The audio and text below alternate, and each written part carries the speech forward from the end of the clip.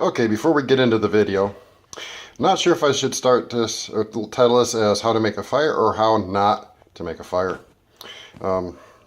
There's the knife, machete, if you will. That caused a little accident. Bandages look worse than what it is. I've still yet to go finish cleaning up. But if nothing else, this is a good reason to educate you on the reasons to carry a first aid kit in a everyday carry bag. That's this one. So you always can take care of minor accidents. And another good reason to always keep your knives, machetes, or other cutting implements sharp is so when you have an accident, it doesn't hurt like the dickens. That just barely touched my hand because I was trying to keep from letting my son get anywhere near it. And I mean, literally just touched it. And I didn't realize it was cut until I felt the nice little trickle of warm blood going down my hand. So here's the video following this. We may just title it How Not to Be So Careless, maybe? I don't know. We'll see. Thanks. How's it going, YouTube? Yeah, we're gonna do a little bit of fire making out here today. Sun's kind of bright. As you can see, that's why I'm facing this way. I got my helper with me. So we've chosen this area. Nice and leafy. Lots of kindling here. So let me get set up and we'll continue. Be right back. Alright, we're back. When you're doing this, make sure that your helper, so we can always help today. Make sure he doesn't try getting underfoot or you will wind up with one of those. Yeah, blood. Slight accident. It don't hurt because the knife is very sharp, so just a little messy. No big deal. All right, let me turn this around real quick and show you what I did. When you're out here in the woods, you want to make sure you got bare ground. You don't want a bunch of extra leaves, and it's not very cleaned up because this is going to be a small one. And I'm right next to water, so I can put it out if necessary. Cleaned it out, made a small little good old-fashioned teepee out of sticks. And I have my kindling, my homemade kindling, and on some leaves so I can pick it up and put it in the fire. So be right back and we'll get this done. Yeah. Alright, here we are. Get this a little better focused on what we're doing here. Maybe. Cheap camera stand to work.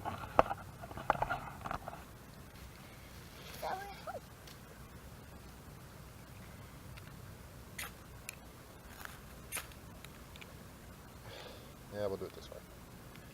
Yep, right spot.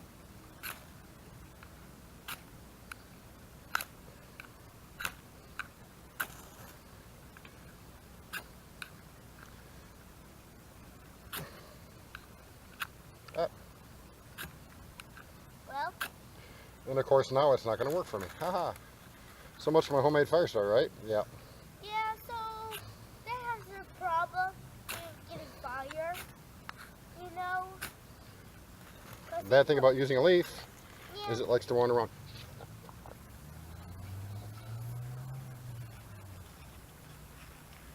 Got a bit more to it.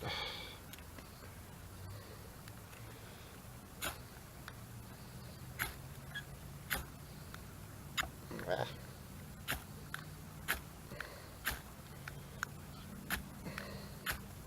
And of course, if you're having an issue like I am right now, everything is out here wet. It's been raining a lot lately and frozen, so we'll just cheat. Now that we got this part going, I'll fold it up. We'll get it over by the fire. And then I'll use some of my extra kindling